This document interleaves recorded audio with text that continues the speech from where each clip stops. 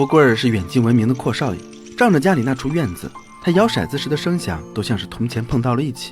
不過運氣可沒站到他那一邊。富貴少爺，你又輸了。嘿，這陣子他已經陸續輸了幾個晚上了，賬欠了不少，自也跟着有了長進。陪他一起玩的是皮影班主龍二，光惦記着贏錢了，戲唱的跟驢叫的一樣。福貴兒聽不進去了，便站起身鑽進戲台裡玩起了花的，一下子連皮影都打起了波，台下的人立馬興奮了起来，龍二也跟着笑出了声。福貴少爺，只要照老樣子再輸一晚上，您的事兒就成了。看來福貴的輸不能都賴運氣，誰會平白無故的伺候這麼一個四處鬼混的少爺呢？這一晚上就這麼玩過去了。富貴按 F 鍵上了泡妞皮卡，一路被背回了家。剛進了家門，徐老爺子就骂了起来：畜生，就是夜，都改不了吃屎，你这小王八蛋！福貴啊，可一句也不讓說。没有老王八蛋，哪来的小王八蛋？我就納悶兒，這3院房怎麼就剩這1院了？當年有名的徐大混蛋，不是我。老爺子又想發火，卻被一毛巾打斷了施法，就連想罵什麼都不記得了。爹，爺爺又來罵你了。那是你爺爺唱歌呢。福貴兒曾答應過老婆家珍，要是有了孩子呢，就不再去鬼混了。可這老二都懷上了，他還是死性不改。家珍一大清早就坐屋頭委屈的哭，福貴兒自覺有愧，拿着毛巾給他擦淚。我可不像你爹，一擦就糊涂。他什麼也不图，就想過個安生日子。可好話壞話說盡，都叫不醒一個裝睡的人。你是要我們娘仨，還是要賭？你給我句話。其實他是真把這當成了光宗耀祖的营生了，還夢想有朝一日能把爹輸的2院房子再給掙回来。不過可真是想瞎了心了。對面龍二是出千的老手，又把欲擒故縱使得爐火純青的。富貴少爺，這把您贏了。富貴有輸有贏，輸得大卻贏得小。今天來了手氣，他又奔着一夜去了。可搖着摇着，家珍卻尋了過來，他根本沒空搭理，想趁着手熱多來幾把。可剛才挪了屁股回來，就又開始輸了。想都不用想，肯定是賴自己那傻媳婦兒。可他卻又不自知地來到了桌邊。福貴兒，你就添我一次，跟我回去吧。福貴兒正在氣頭上，兩眼瞪得滾圓，張嘴就罵：出去，滾遠點行不行？看家珍不動，他又來了勁儿。出去！這副德行顯然已經油鹽不進了。家珍紅着眼，扭頭便離開了。無人約束的福貴兒徹底撒開了手腳，他越輸頭越鐵，頭越鐵越敢接着來。終於到了最後一把，開啊！您不能再玩了，您都輸光了。光了？什麼光了？玩到這會兒，福貴兒抵押的那處院子已經折合市價全都輸給了龍二，就連一片瓦一寸地都沒能剩下。而那龍二的氣質瞬間就變了。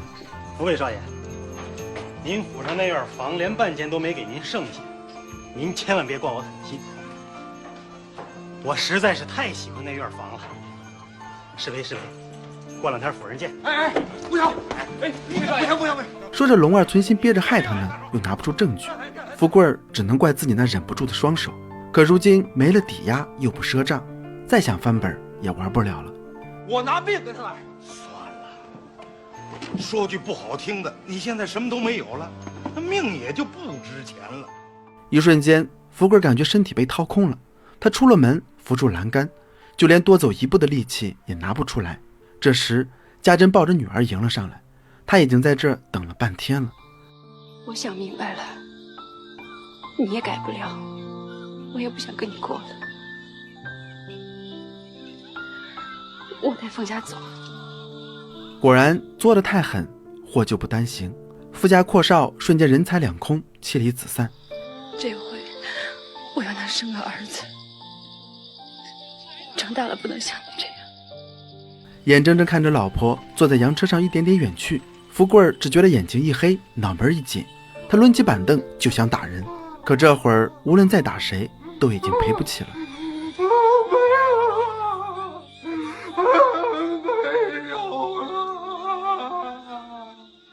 沒2天，龍二就帶着幾位長者來到了富貴家裡量房盤賬。這場面徐老爺子他熟啊，自古以來就沒有欠債不還的道理，便拿出了光緒年間的地契，和龍兒一起在上面按下了手印，自此就两清了。我以为我能夠死在這院裡。事辦完了以後，老爺子才想起了福貴兒，這次啊，沒人再往他臉上糊毛巾了。小王八蛋，起來我叫了他，我做了他，我要他的命。可一口氣沒上來，他就倒下了。福貴兒又眼睜睜地看着父親光速死去，達成所願了。要不說龍兒也挺仗義的，見老太太生了病，便留下照顧了2天，福貴兒這才能趕緊搬出去。離開時，他壓低帽檐，拉着滿車的行李，任憑眾人在身後戳着脊梁。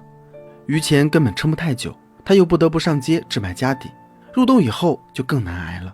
好在老太太有幾件首飾，才拿來租了間院擋住了寒風。日子就這麼稀里糊塗地過着。沒想到有一天，家珍竟帶着鳳霞和剛出生的孩子回來了。看到他們，生病的母親也精神了起來。福貴兒被小棉襖牽着手轉回了家，一路上嘴角都是止不住的笑。家珍真是個好女人，一定是她前世做狗費教了一輩子換來的。而家珍扭頭看向了兒子，還開玩笑說孩子叫不賭。許不賭，再不賭錢了。不賭好，不賭好，我後來再沒賭過，下輩子也不賭了。其實這孩子叫個有慶兒。家珍，你這一回來，咱這家可就全了。而家珍卻為了回來跟家裡鬧翻了。跟着我，你以後就得受罪了。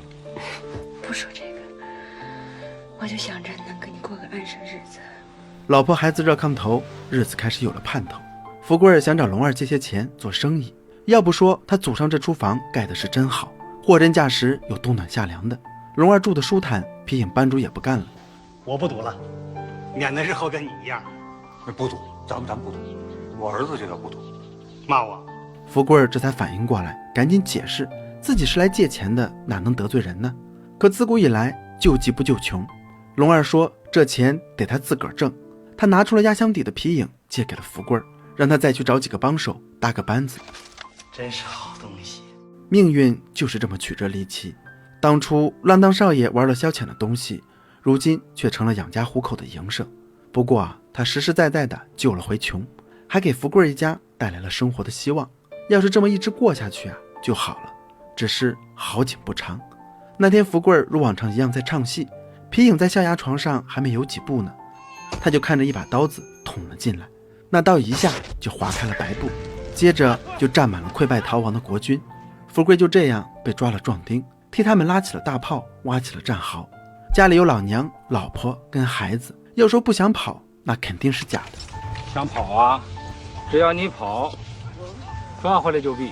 就算你跑成了，這方圓好幾百里地都是隊伍啊，還得抓你的丁啊。兵荒馬亂的，能保住命就不錯了。說話的這人叫老全，他是個兵油子，要不是為了找雙胞胎的兄弟啊，早就跑了，也不會被好運的福貴撞見。一旁的春生卻看着汽車丟了魂兒。我要是能開上汽車，死都願意。那是你，我可得活着回去。老婆孩子比什麼都好。這便是單身漢跟有家室的區別吧。戰場上扛個皮影箱放哪都多餘，老全讓他扔了，他也不願意。這是借人家的，還得還，以後還指着他養家呢。慢慢的天冷了下來，軍營裡到處都是傷兵，到了夜裡更是疼得鬼哭狼嚎的，凍死的人更是不計其數。這陣子活人比死人要緊，春生從他們身上扒來了棉布衣服，還順來了一壺酒，天寒地凍的暖身子正合適。3個人腦袋都喝暈了，就這樣昏睡了一夜。沒想到第二天一早，他們就發現陣地上一個人都沒有了。這事啊，老全倒也不稀奇，每到對面要衝鋒的時候都會這樣，不跑還等着挨槍子啊。可真的要想回家，就得當俘虜。法師軍裡這麼一亮，不僅管吃管喝，還發路費。福貴兒跟春生一聽，當時就放心了，便舉着雙手溜達了起來。不是還沒衝鋒呢嗎？別老舉着了。剛一放下，福貴就一屁股摔在了那裡。他們還發現了滿坑滿谷凍死的傷兵。家裡人都不知道，就這麼死了。咱們可得活着回去啊！回去了可得好好活。話剛說完，就落下了幾顆炮彈。炮彈打完了，就該衝鋒了。這時老全認出了身上衣服的番號，那正是他兄弟所在的部隊。他什麼也不顧，衝進死人堆裡翻找起來。也許是動靜太大了，他直接被狙擊了。福貴和春生只好將他拖進戰壕，用棉衣蓋住老大哥，留下最後一點溫暖。等到再起身的時候，他倆就第一次看到了衝鋒的部隊。這時候還信什麼一動不動有待俘虜呀？福貴扛起皮影箱子就跑了起來，沒多遠，他倆就又被包圍了。箱子摔在地上，皮影也散了一地。一名戰士用刺刀挑起了雪地上的小人，放在陽光下端詳了起來。福貴就這樣從壯丁變成了文藝兵，他在皮卡車燈的照耀下為戰士們帶去了歡樂。可待了小半年，他還是想老婆孩子，便告別了春生，扛着皮影朝家跑去了。天不亮，他就回到了街道，剛走進來就看到了忙裡忙外的鳳霞。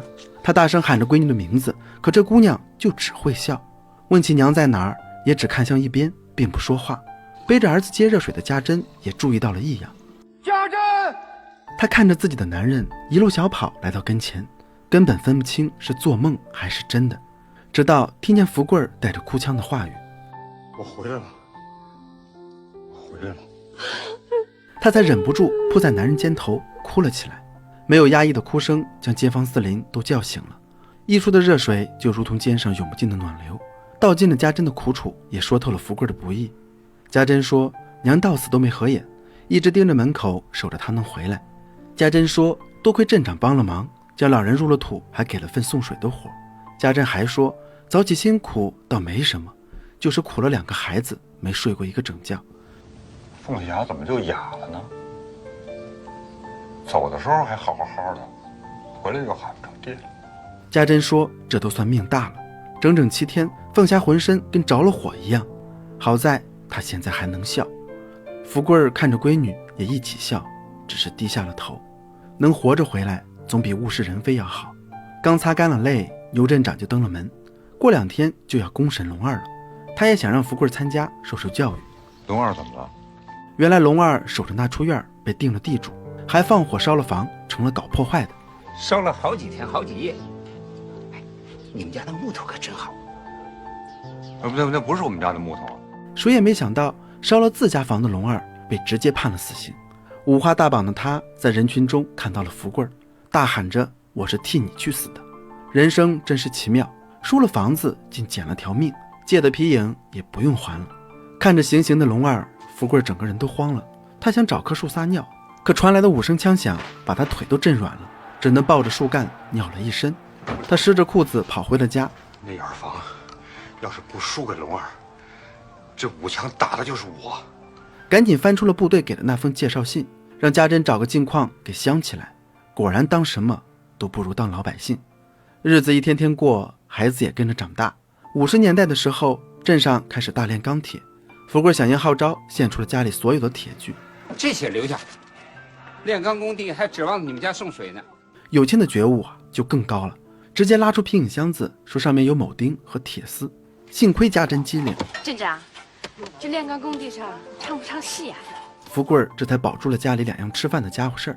別看有慶這麼淘，看到姐姐被欺負一點也不含糊，可他一個人根本打不過這麼多熊孩子，只能選在吃飯的時候將一碗裝滿辣子的麵條澆在對方頭上。這可給老實的福貴惹了禍，還被扣上了搞破壞的帽子。人言可畏呀，讓有慶道歉他還不肯，福貴直接急了眼，脫鞋就要打。家珍拉都拉不住。我打他還不為這家，你知道嗎？一點都不想。你再这麼慣他，這家早晚得毀了。你現在知道顧家了，你早幹什麼去了？有慶什麼時候給你惹事兒了？那家孩子欺負鳳霞，有慶還不是去護着他姐啊？不會說話的鳳霞心細得讓人心疼。她知道弟弟挨了打是因為他，一家人吃不上飯也是因為他，所以端上來了4碗麵，先是遞給了含辛茹苦的母親，然後遞給了為家着想的父親，最後才照顧着弟弟坐了下來。可憐鳳霞，跟人欺負了都說不出來。有慶知道疼他姐，你還打他。福貴看着懂事的孩子有些愧疚，他想給兒子揉揉屁股，有慶卻不領情，只好嘴上嘟囔着晚上唱戲給他聽。有慶不去，什麼破戲？福貴看着家珍傻樂，家珍也挑着面條欣慰地笑。你別說，到了晚上，有慶還真耐着性子沒去。家珍知道他那小肚子裡正憋着氣兒呢，於是便想了個主意。再想個辦法，讓你爹唱不成戲，好不好？好。又打又闹又花哨的小人可比作业有趣多了。有庆一来就被吸引住了，看到兒子專門端了碗茶，福贵兒也開心得很。可其實那是一碗老醋兌的辣椒。有慶心裡也嘀咕，這玩意喝下去真的就唱不成了嗎？這麼期待着，他就將酸辣湯遞了進去。戰術摳鼻後慢慢後退，做好了隨時逃跑的準備。當爹的果然沒讓他失望，吐出的酸水嚇了騎馬打架的皮影一激靈，就連老太太也都拍腿叫好。家珍和有慶更是笑開了花。王八蛋，你看我打断你腿！福贵儿邊追邊委屈，有醋就得了，怎麼還加辣子呢？街坊四鄰看着追逐的爺倆，也都捧腹大笑，幹勁十足的。這樣的小日子可真不錯。忙活了幾天下來，鐵具用土筏子熔成了鐵疙瘩，牛鎮長去縣上報了喜，食堂也包起了餃子慶功。又唱戲又燒水的福貴一家特意受到了表揚，可代價就是有慶跟鳳霞睡得昏天暗地的，就連最愛的餃子端上来都沒了反應。福貴忍不住先吃了起来，剛咬了一口，外面就吆喝了起來。老師叫去學校參加煉鋼呢，今天區長來檢查。不去了，不去了，幾天都沒睡個好覺了，讓他睡吧。大煉鋼鐵是全民動員，更何況還有區長來檢查呢。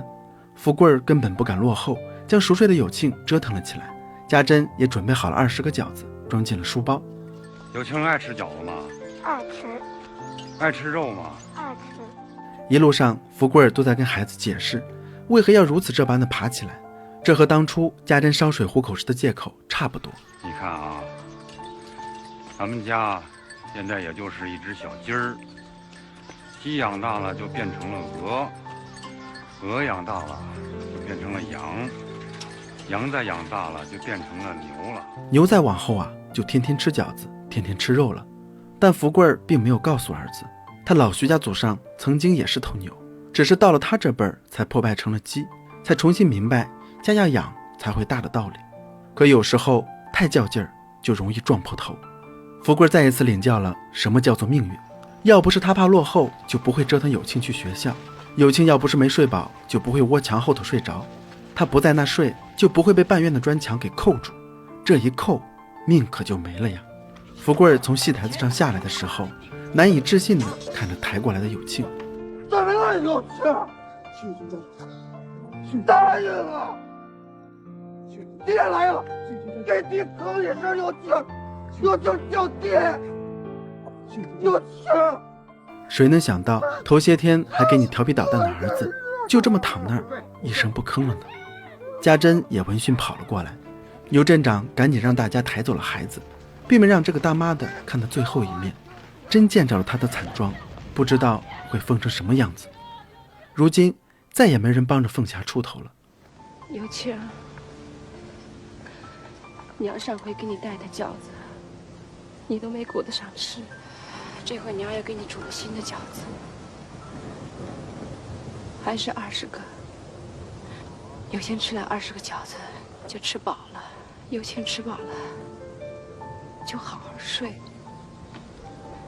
踏實睡。你從小到大就沒睡過一個好覺，現在你就踏實睡吧。家珍滿肚子都是愧疚。有慶，娘對不起你。她像祥林嫂一樣嘮叨着，當初就該把富貴攔下，就不該讓有慶去學校。要是把你爹攔住就好了，不该讓你去學校。有慶，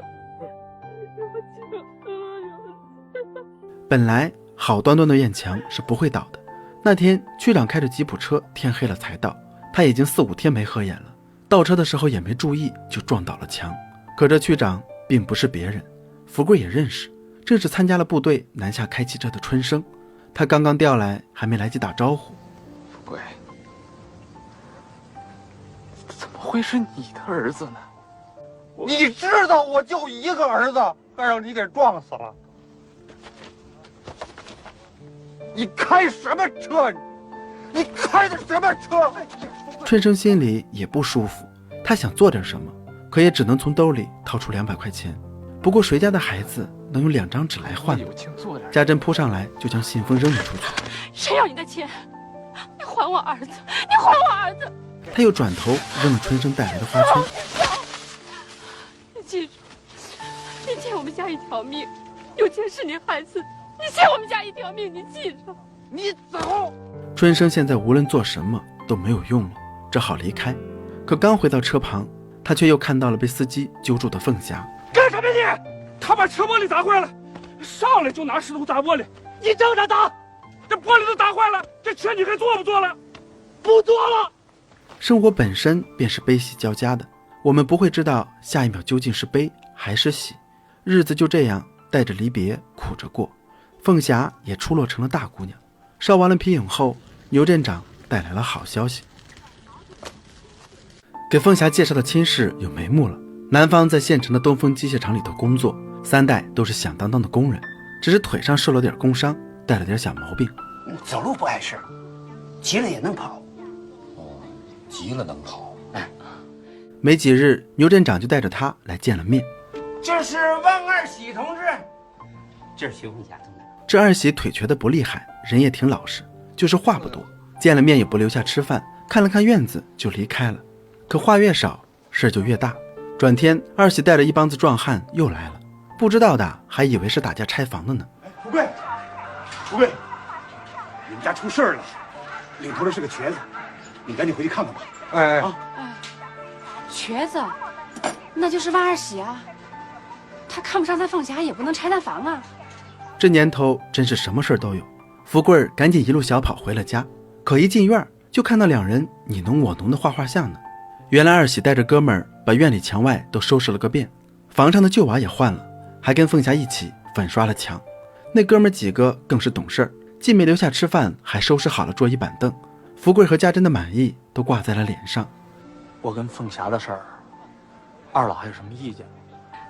二喜啊，鳳霞從小就命苦，你要是不做難的話呢，娶鳳霞那天多叫點人熱鬧熱鬧，也讓鳳霞高興高興啊。好，好。在氣勢上啊，二喜從沒輸過。結婚那天，散煙的、撒糖的、唱歌的，該有的都有。這鎮長家珍很滿意，可在屋頭聽着歌聲，他又落下淚來。你看外邊這麼多人給咱鳳霞唱歌，鳳霞一句也唱不成。這麼大聲，鳳霞聽得見，聽得見就好。拍完了全家福，鳳霞就真的被接走了。她還從沒離開過家，臨走還跳下車，不捨得身後的父母。家珍欣慰地擺了擺手，這傻閨女是要去城裡享福了呀。送走了鳳霞，他們又回到了靜下來的院子。這時春生走了出來，他來了半天了，怕惹嫂子不高興，便躲在了一邊。屋裡坐吧，啊，家珍，沏壺茶。家珍可沒有福貴大度，這事就算過去了，也不該是今天。他們剛剛照了全家福，唯獨少了有慶。想着這些，家珍便躲進廚房燒起了熱水。富貴，嫂子，我走了。春生最後還是識趣地離開了。家珍不願要他帶的禮，可這次他送的根本無法拒絕。天氣跟院子一樣，慢慢冷了下來。鳳霞小兩口又回來的時候，家珍得了病，臥了床。那天二喜備好了飯菜，還買了酒。原來鳳霞有了，鳳霞要當娘了。沒有什麼比添丁添口更讓人開心的了。家珍一下子變得絮叨了起來，問醫院檢查的怎樣，讓二喜再忙也要陪着。我當年懷鳳霞的時候啊，你爹他天天都不着家。爹那時候挺忙的哈。挺忙。對，忙着敗家呢嘛。結婚時的全家福也洗了出來，一家人傳遞着看，都感嘆條件變好了。當初鳳霞小的時候都沒個照片，有慶就更別說了。二喜啊，等孩子生下來，每年都給他照一回。二喜點頭應下了。又過了沒幾天，春生竟摸黑尋了過來，他是專門來送存摺的。有慶的事一直是他的心病。這事了了，我就踏實了。我這輩子就不欠什麼了。幾月沒見，他竟被折騰得不成樣子了。昨天他老婆也自殺了，春生根本不知道他人在哪兒，為了什麼。我不想活了。你不想活也得活，咱倆可是從死人嘴裡爬出來的，活下來不容易，你知道吧？有時候日子比想象的還要長，當下不好受，可熬着受着過去了就好了。那晚家珍破天荒地和他說了話。春生，外邊冷，進屋说吧。可春生毕竟是偷跑出来的，急着赶回去。福贵和家珍又担心的将他送了出去。春生，你记着，你还欠我们家一条命呢，你得好好活着。有时日子又过得可真快呀，就像长龙一样飞快疾驰的火车。凤霞很快就要生了，医院已经检查过了，宫缩正常，身体也很好，可家珍还是不放心。凤霞跟別人不一樣，是個啞巴，生孩子時遇見什麼問題也說不出聲。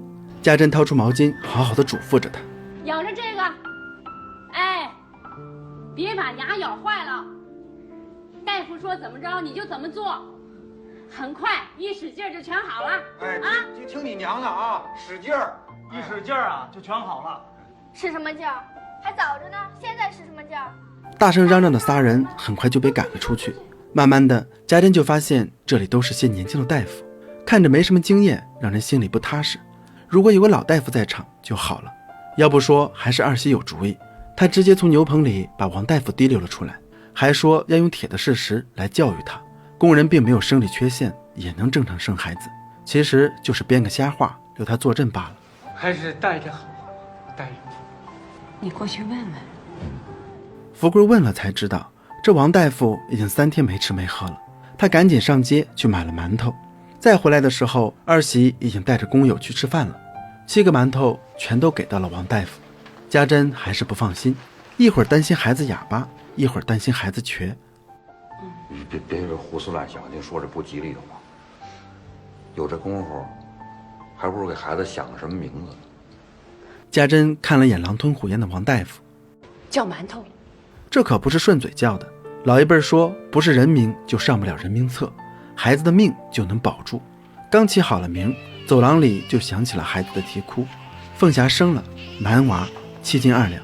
福貴兒和家珍透着梅蓮鳳看了一眼閨女，母子平安，一切都好。二喜吃完飯也跑了回來。他大夫，讓我進去看看，我是他爹。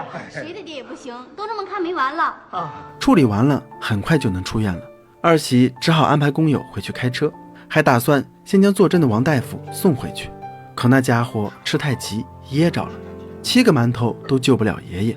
福貴兒連忙接了一茶缸水，讓他順一順。就這麼喝着喝着，產房那邊叮當作響，亂作了一團。鳳霞大出血，止也止不住了。剛才信誓旦旦說沒問題的學生根本不會處理，可這王大夫也撐得不省人事了。吃多了根本不能喝水，饅頭在肚裡一泡都膨脹個球了。一群人忙裡忙外，卻根本不知道怎麼救人。家珍在床邊守着她這個僅剩的女兒，叫天天不應，叫地地不靈，只能喚着鳳霞別怕，嗓門大的能把胸膛都喊破了，一直到女兒聽不見為止。天還沒黑，鳳霞就斷了氣。沒有什麼比時間更無賴的了，她無需通知任何人就可以改變一切，還是那樣的不可違抗。再後來，就連饅頭也長大了，日子終於平靜了下來。饅頭燒火，福貴煮麵，家珍臥床，二喜上班。每隔些日子，一家人都會去看鳳霞跟有慶。家珍會帶20個新煮的餃子，福貴會捎帶着饅頭的照片。有慶吃餃子，鳳霞看相片。饅頭對娘和舅舅沒什麼概念。姥姥，鳳霞看這麼多相片呀。哎，這還是沒生你的時候啊。姥姥跟你娘說好的。一想起當年，福貴兒就嘮叨了起來。要是當初他少買幾個饅頭就沒事了。吃撐了以後，一個饅頭漲7個，7七49，這麼一老堆，擱誰也受不了呀。可這王大夫卻奇蹟般的活了下來，只是再也不吃饅頭，光吃米飯了。那米可比麵貴，那美院的花費就大了。說句實在的，現在只要是活着，花多少錢又能怎樣呢？如今的二喜也只剩下想想鳳霞的福分了。一家人又回了院，二喜去廚房張羅着做飯，3人在屋裡給剛買的小雞仔找窩。福貴兒又拉出了當初放皮影的箱子，這好吧？看這箱子比盒子大，是不是？小雞在裡邊啊，就跑得開了。一跑開了呢，就吃的就多了。吃的多呢，小雞呀，就长得快了。鸡長大了就變成了鵝，鵝長大了呢就變成了羊。羊長大了就变成了牛。再往后啊，馒头就能骑在牛背上了，还能坐火车、坐轮船、坐大飞机。那个时候日子就会越来越好了，还会再有苦难后的一次次团聚，还会有不经意慰藉人心的温情。无论是来自家人、朋友还是事物，无论何时到来，持续多久，会怎样散去，而我们都愿守候并勇往直前。毕竟人活着并不只是为了活本身而活，是因为活着才有了一切的希望。